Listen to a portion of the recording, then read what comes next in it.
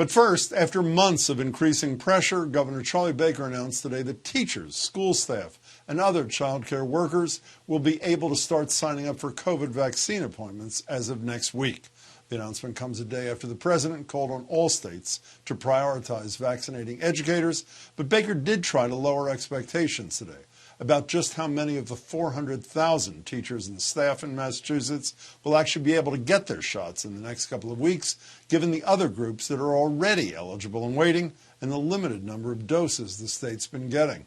We're not getting new doses, okay? I can't make that point clear enough. We do want to see educators get vaccinated. We're going to move them up ahead of all the other groups that are part of the next phase. But I don't see how we can choose to take vaccines away from people who are over the age of 65 and significantly at risk of hospitalization and death from COVID, or people who have two comorbidities. If the feds dramatically increase supply to help states deliver on this directive from the White House, that would be terrific. Biden also said yesterday his administration expects the U.S. will have enough vaccine for every adult in the country by the end of May. But Governor Baker said he doesn't expect to start seeing a significant increase until the end of this month. Next up, there's been a lot of talk about my next guest being in the running for a new job, U.S. Attorney for Massachusetts under Joe Biden. But for now, Suffolk DA Rachael Rollins has been keeping pretty busy with her current job. Joining me to talk about both is the DA herself. Rachael Rollins, good to see you. You as well. Is this your birthday, I'm told? Is that true? 50 years old today, Jim. It is my birthday, yes, wow. March 3rd. Doesn't get much better than spending it on Greater Boston, does it? Obviously. I'm living the dream right now, yeah, so this is good. Happy birthday. Let's talk about you for a minute before we talk about what you're doing. Reports we've all seen that you're one of the 3 finalists for the U.S. Attorney job. Is that true? That is what I am told, and I am deeply humbled by that. I mentioned at the top of the show that the Attorney General had cleared you on those charges filed by a woman from the South Bay Mall who suggested you were doing a variety of things, you know, road ragey kinds of things, but was not before the Attorney General, District Attorney, was what happened later when the Channel 25 team went to your house. You threatened to have them arrested, to file a police report. They were just doing their job. Do you have any regrets about how you responded to that? Well, first of all, I'm very happy the Boston Police, the Mass State Police, and the Attorney General looked at this civilian complaint and summarily dismissed it. There were no civil rights violations or criminal violations at all. And Jim, I think the incident 2 weeks later and less than 2 days after the insurrection at the Capitol, when an unmarked car came to my personal home, was very different than what I actually think is appropriate for an elected official or a public official, which is when a constituent is unhappy, they can lodge a complaint. I firmly believe that electeds and public officials should have some privacy. And I would defy you to find somebody who's been more accessible to the media and who has been more open to having tough conversations. But I just feel like an unmarked car, an unknown man in front of my home, it was very startling. And I reacted as a mother and not as a district attorney. And that's what I am. Okay. Let's talk about, speaking of police, Dennis White, commissioner for a day. Well, actually, for 2 days before he was put on leave by Marty Walsh based on a probe into 1999 allegations of domestic abuse. You're on the board of a black law enforcement group that has said he should be reinstated because this investigation, this probe, has dragged on so long. Why shouldn't whatever it is, the look into this go to its natural conclusion and wait for that, just like we do with things out of your office? Well, first and foremost, Jim, I vehemently oppose any allegations or any domestic violence behavior. As the chief law enforcement officer of Suffolk County, I do not condone that at all. What I want the public to understand is a restraining order is not a criminal action. It is a civil action. If you violate a restraining order, that's when the crime happens, number one. Number two, this occurred in 1999. And since that time, and the Boston police were aware of it, this man, Commissioner White, has ascended to the 3rd highest ranking position inside of Boston Police Department. He was the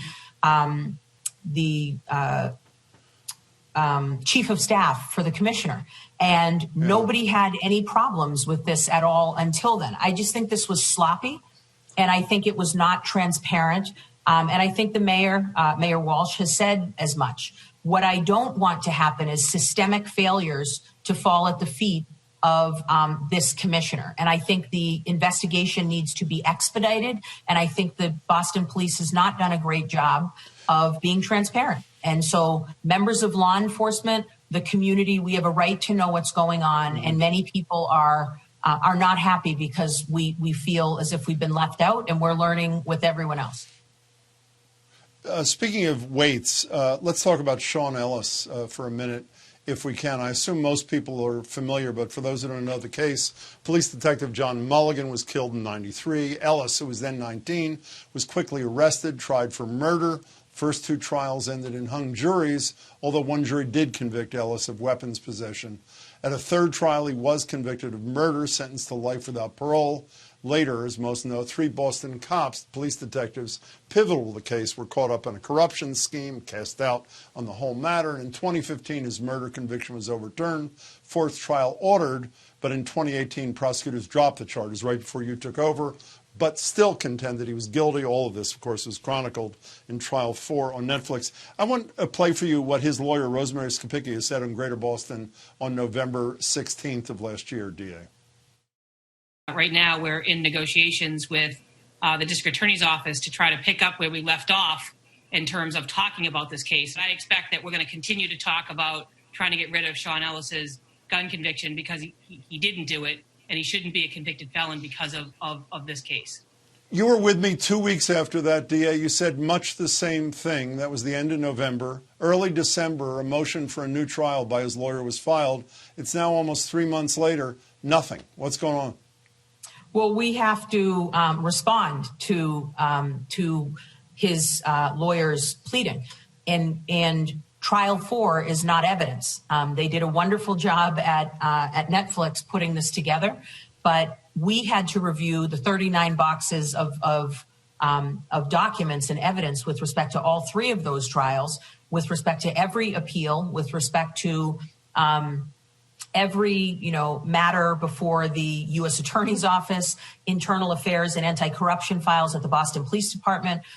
This is going to be an informed decision that I make, and it is not informed exclusively by watching something on Netflix. So it takes time for that to happen, Jim. And technically, there is legislation pending right now so that prosecutors on their own can undo wrongful convictions. But right now, Rosemary Skopicki, Sean's excellent lawyer, had to file a motion for a new trial, and we are going to be responding on March 15th. I do also want you to hear that I have listened to the Mulligan family and had a meeting with them myself, and my office has met with them multiple times. So, we are hearing from both sides. We are not going to be treating this case differently than other ones.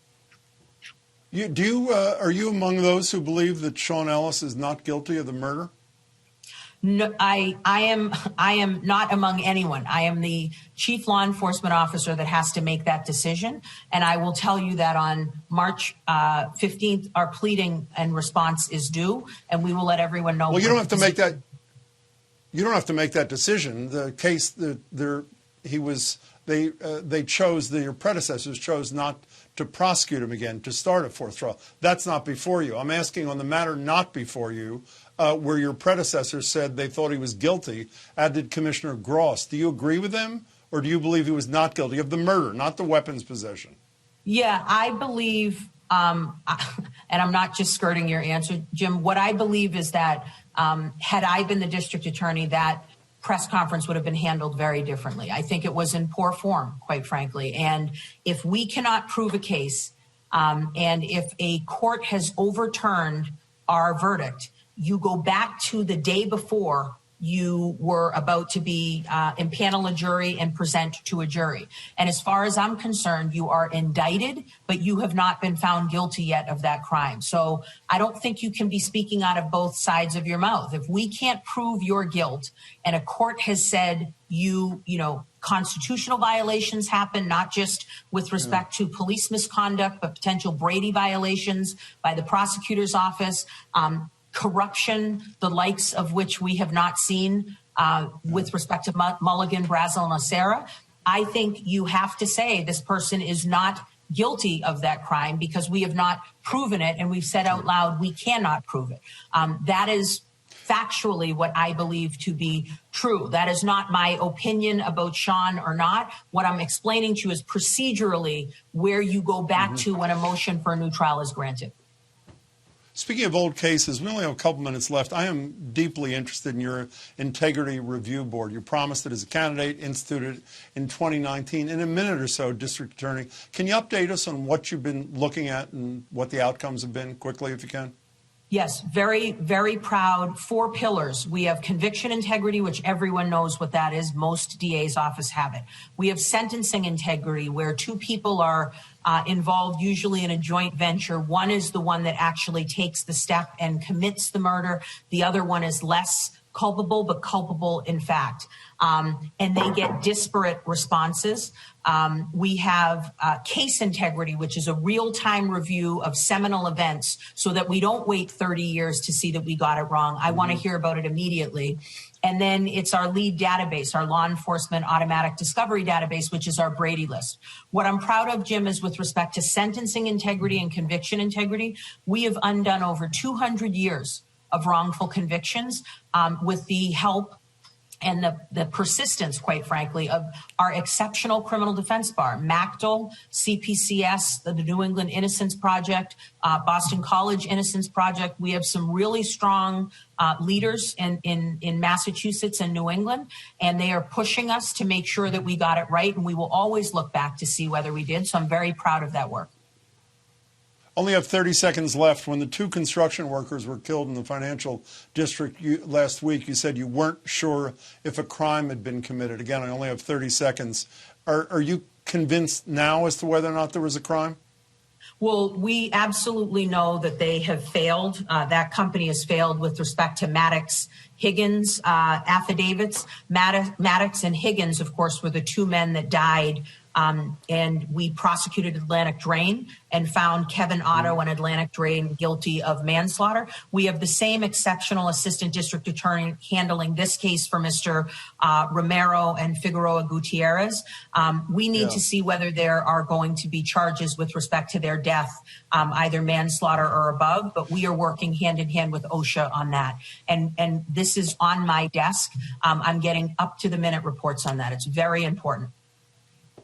Thank you, DA. I really appreciate your time, and I hope the rest of your birthday was as much fun as the last 10 minutes. Enjoy it. Yes, I know, Jim. Thank you. Be well.